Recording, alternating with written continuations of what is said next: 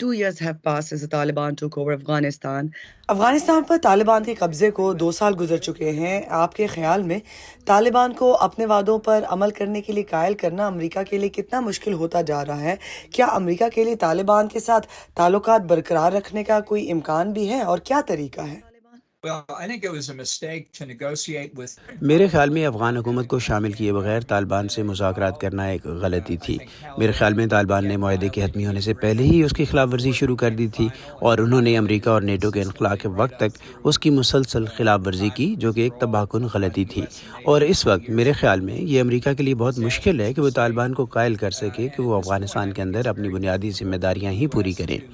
میرے خیال میں یہ شروع سے ہی ایک غلطی تھی، لیکن غلطی کو درست کرنے کا طریقہ امریکہ کے لیے یہ ہے کہ وہ افغان مزاحمت کی حمایت کرے اور یہ کہہ دے کہ اس بات کا کوئی امکان نہیں کہ ہم طالبان حکومت کو کوئی قانونی حیثیت دیں گے یا اسے تسلیم کریں گے۔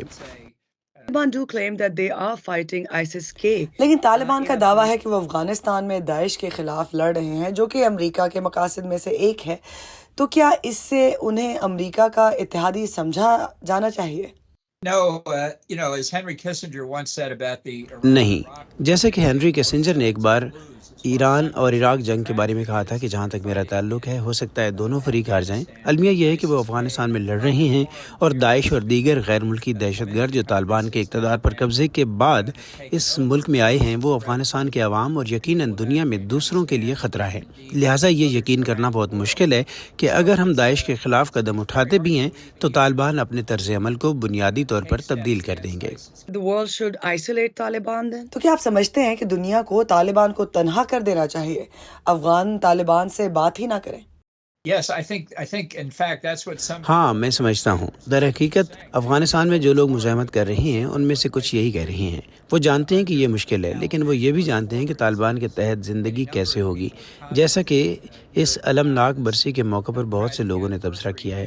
جیسا کہ ایک مثال کے طور پر افغانستان میں خواتین کو زندگی سے مٹایا جا رہا ہے، کیونکہ طالبان نے انسانی حقوق کے اور خواتین کے معاشرے میں کردار کے بارے میں اپنی ہر اس بات کو نظر انداز کر دیا ہے جس کا انہوں نے وعدہ کیا تھا۔ انہیں علم ہے کہ وہ کیا کرنے جا رہے ہیں۔ انہوں نے مغرب کے لوگوں سے اپیل کی ہے کہ وہ بدل چکے ہیں اور ان کے مقاصد پہلے جیسے نہیں ہیں، اور یہ کہ وہ اپنی اصلاح کر چکے ہیں اور خود میں اعتدال لے آئے ہیں۔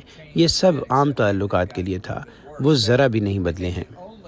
Do you think that America is safe now? Because تو اب آپ کیا سمجھتے ہیں کہ امریکہ محفوظ ہے؟ آپ جانتے ہیں ٹرمپ انتظامیہ، جس انتظامیہ کے ساتھ آپ کام کرتے ہیں، اور پھر بائیڈن انتظامیہ، ان سب نے بنیادی طور پر کہا کہ اوور دا ہورائزن حکمت عملی ہے جو کہ امریکہ کو محفوظ رکھنے میں مدد دے گی۔ کیا یہ سسٹینیبل ہے؟ نہیں، مجھے نہیں لگتا کہ یہ پائیدار ہے۔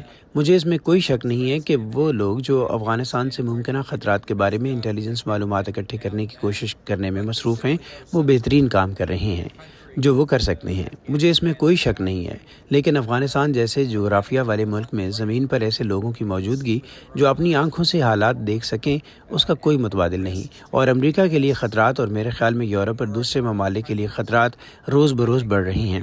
بائیڈن انتظامیہ محکمہ دفاع نے خود کانگریس کے سامنے بیان دیا ہے کہ افغانستان میں آنے والے غیر ملکی دہشت گردوں کی تعداد میں مسلسل اضافہ ہو رہا ہے، اور ان کا خیال ہے کہ ہم اس مقام پر ہیں جہاں وہ آپ کے خلاف دہشت گردانہ حملے کر سکتے ہیں۔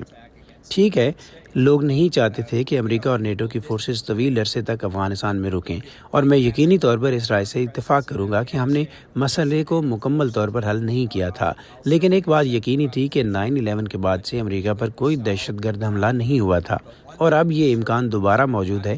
اس لیے میں اس نقطے کی طرف واپس آتا ہوں کہ جب تک طالبان اقتدار میں ہیں، افغان عوام پر ظلم و ستم جاری رہے گا، اور ملک میں آنے والے غیر ملکی دہشت گردوں کے لیے ان کی حمایت کا خطرہ دنیا بھر میں دہشت گرد حملوں کا امکان پیدا کر دے گا۔ Ambassador, you said that America should support the Afghan resistance. Ambassador, آپ نے کہا کہ امریکہ کو افغان مزاحمت کی حمایت کرنی چاہیے، لیکن یہاں واشنگٹن ڈی سی میں کچھ حلقوں کا کہنا ہے کہ شاید وہ خطہ اب امریکہ کے لیے اتنا اہم ہی نہیں ہے، اور اب جب نیٹو افواج US فورسز وہاں سے نکل چکی ہیں، تو آپ کو لگتا ہے کہ طویل مدتی مفادات میں یہ خطہ ابھی امریکہ کے لیے اہم ہونا چاہیے؟ Certainly are some people who have grown more isolationist. یقیناً کچھ لوگ ایسے ہیں جو زیادہ تنہائی پسند ہو گئے ہیں، بدقسمتی سے خود ریپبلکن پارٹی کے اندر بھی، لیکن میں سمجھتا ہوں کہ ہمیں اس بات کا معروضی جائزہ لینے کی ضرورت ہے کہ وہاں کون سے امریکی مفادات ہیں، اور میں سمجھتا ہوں کہ یہ بالکل واضح ہے کہ دہشت گرد حملوں کے خلاف ملک کا دفاع قومی سلامتی کے مفاد میں سب سے بڑی ترجیح ہے، اور یہ اب طالبان کے اقتدار میں آنے سے خطرے میں ہے۔ چین اور روس کو وسطی اور جنوبی ایشیا میں عدم استحکام کا فائدہ اٹھانے سے روکنا امریکہ کے لیے ایک بہت بڑی ترجیح ہے، اور افغانستان میں امریکی اور نیٹو افواج کی عدم موجودگی اس امکان کو زیادہ کر دیتی ہے۔ میرے خیال سے ہم یہ پہلے ہی دیکھ رہے ہیں، چین کو خاص طور پر کان کنی کی صنعت میں امریکی اور نیٹو افواج کی عدم موجودگی کا معاشی فائدہ اٹھانے کی کوشش کرتے ہوئے دیکھا جا سکتا ہے، خاص طور پر ایسی معدنیات حاصل کرنے کے لیے جو بیٹری سے چلنے والی نقل و حمل اور آٹو موبائل کے لیے اہم ہیں۔ Ambassador, in 2021, you said that ambassador 2021 میں آپ نے کہا تھا کہ افغانستان میں طالبان کے قبضے کے بعد پاکستان میں شدت پسند عناصر مضبوط ہوں گے، اور پاکستان ایک ایٹمی ملک ہے، اور آپ نے اپنے خدشات کا اظہار کیا تھا کہ یہ دنیا کے لیے ایک خطرناک صورتحال ہو سکتی ہے۔ کیا آپ اپنے اس بیان پہ اب بھی قائم ہیں؟ Yes, I'm still very worried about stability in Pakistan. We've just seen. ہاں، میں اب بھی پاکستان میں استحکام کے لیے بہت پریشان ہوں۔ ہم نے ابھی سابق شمال مغربی سرحدی صوبے میں ایک ایسا دہشت گردانہ حملہ دیکھا ہے۔ ہم نے اپوزیشن پارٹی کے سربراہ عمران خان کو گرفتار کر کے جیل میں ڈالتے دیکھا ہے، اور رسوخ میں نمایاں اضافے کے خطرے کا امکان زیادہ کر دیتا ہے۔ اس سے پاکستان میں چینی اثر و رسوخ میں اضافے کا خطرہ بھی بڑھ جاتا ہے، جو پاکستانی عوام یا جنوبی ایشیا میں استحکام کے لیے اچھا نہیں ہوگا۔ تو ایسا ہی ہوتا ہے جب امریکہ حکمت عملی میں اپنے لیے کسی اہم مقام کو چھوڑ دیتا ہے۔ Stability in South Asia.